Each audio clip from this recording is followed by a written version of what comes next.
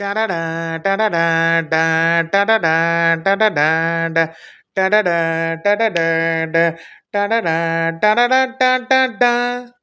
বুঝেই গেছো কি নিয়ে কথা বলতে পারি। ব্যাকগ্রাউন্ডটা শুনে হয়তো আইডিয়া করে ফেলেছো। বন্ধুরা, কথা হবে, আমি জানি না আর কত ভিডিও বানাতে হবে এই ছবিটিকে নিয়ে, যার নাম তুফান। বন্ধুরা, তুফানের আবার হল লিস্ট এসছে। আমি এত আনন্দ পেয়েছি এটা দেখে যে একটা সিনেমা এত মানে এতদিন ধরে চলছে, এবং তুফানের যে হল লিস্ট এসছে এটা একটা অস্বাভাবিক বিষয়। 21শে ফেব্রুয়ারি মানে গতকাল থেকে 27 ফেব্রুয়ারি পর্যন্ত একটা হল লিস্ট এসছে। 4টে হলে তুফান চলবে। তো একটা হচ্ছে লায়ন সিনেমাস, একটা হচ্ছে সিনেস্কোপ নারায়ণগঞ্জ,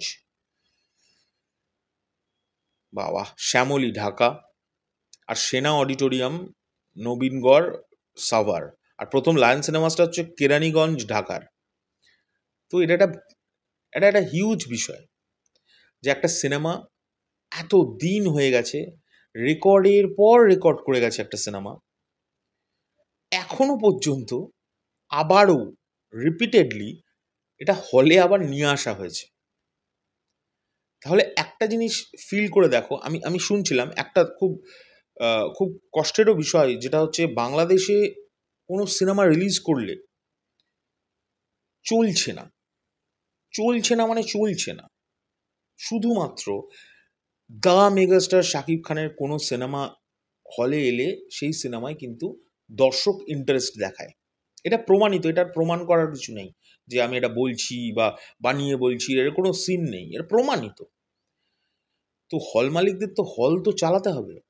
নতুন সিনেমা আসছে, পুরনো সিনেমা, নতুন সিনেমা আসছে, নতুন হিন্দি সিনেমা তো বন্ধ হয়ে গেছে ওখানে, মানে বাংলাদেশের আসা। ইংরেজি সিনেমাতেও রিসেন্টলি আমি শুনছি বন্ধ করে দিচ্ছে ওখানে, মানে বাংলাদেশ সরকার থেকে। আমি জানি না কেন, এই পুরো বিষয়টা খুব জটিল একটা বিষয়। বাট হল মালিকদের তো হল চালাতে হবে। তার জন্য দেখো, একমাত্র ভরসা দ্য মেগাস্টার শাকিব খান। তিনি, সত্যি বলছি, মানে এই মেগাস্টার যদি না সিনেমা মানে তৈরি করার বন্ধ করে দেন না, আমার মনে হয় না বাংলাদেশে আর যাও বা হল মানে থাকতো, সেগুলোও থাকবে না। কারণ মানুষ তো যাবেই না। এই যা দেখছি, যাই হোক সেটা তো একটা আলাদা প্রসঙ্গ। বাট আমি প্রচণ্ড আনন্দিত যে তুফানকে আবার নিয়ে আসা হয়েছে, এবং আমি শিওর তুফানের ভালো রেসপন্স আসার কথা।